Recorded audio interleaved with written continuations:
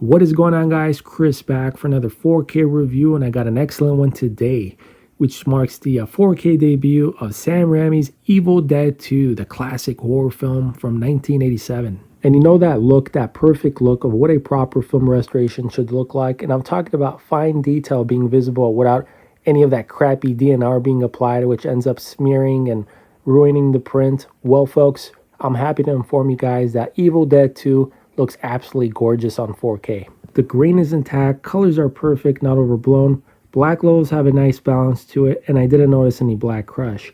All in all, it's a sharp image that maintains that film-like appearance. However, you will notice just a slight bit of softness in some scenes, but I'm pretty sure this is how it looked on the original source material. And this was shot on 35mm film, and it's a true 4K release. But overall, you can tell they took their time to make sure this looked as best as possible for this release, and it clearly shows. I tell you, the HDR really helped bring out the colors in this.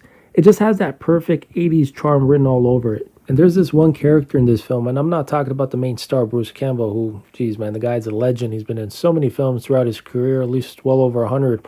But the blonde-haired guy, I'm like, that dude looks familiar. You know how when you're watching TV or flipping channels and you see a familiar face?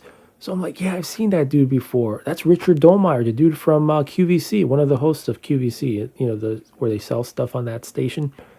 But yeah, you know, when you're up late at night, then you can't sleep, and they're showing Granny Smith apples or crab cakes. You're like, holy shit, that looks delicious. You know, I'm going to pick up the phone and order one right now. But yeah, Richard Domeyer, had no idea he was an actor back then. So that was pretty cool to see him in this. But yeah, director Sam Raimi, this was a film franchise that started his career in Hollywood. He, of course, also directed the first film to this back in 1981, but before that, he made a bunch of short films all through the 70s. I mean, the guy was determined as can be. But anyway, after the first Evil Dead film, he ended up directing this other horror flick. I believe it was called Crime Wave. And as I recall, he wrote that film with the Coen brothers. And then he returned for Evil Dead 2 in 1987. And this movie is a great reminder why the 80s was the best decade for horror films. It was just much simpler back then, you know. They didn't have any of that CGI crap.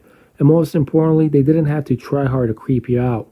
Unlike today's horror films where they add, you know, tons of characters and music that doesn't really have that scare factor to it, which also makes you not give a damn about what's happening to the characters in the story.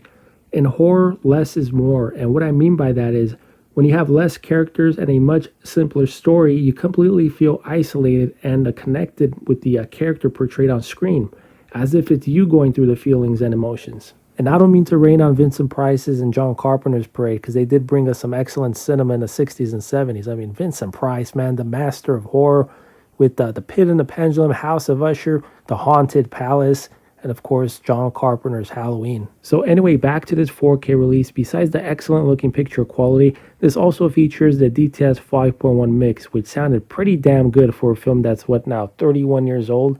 So yeah, pretty impressive stuff, man. So my rating for the picture is a 5 out of 5 and a 4.5 for the sound. So closing it out, Lionsgate did an excellent job with this release, and it's definitely one to own if you're into 80s horror films. So that is Evil Dead 2 making its 4K debut. I'll see you guys in my next review. Take care.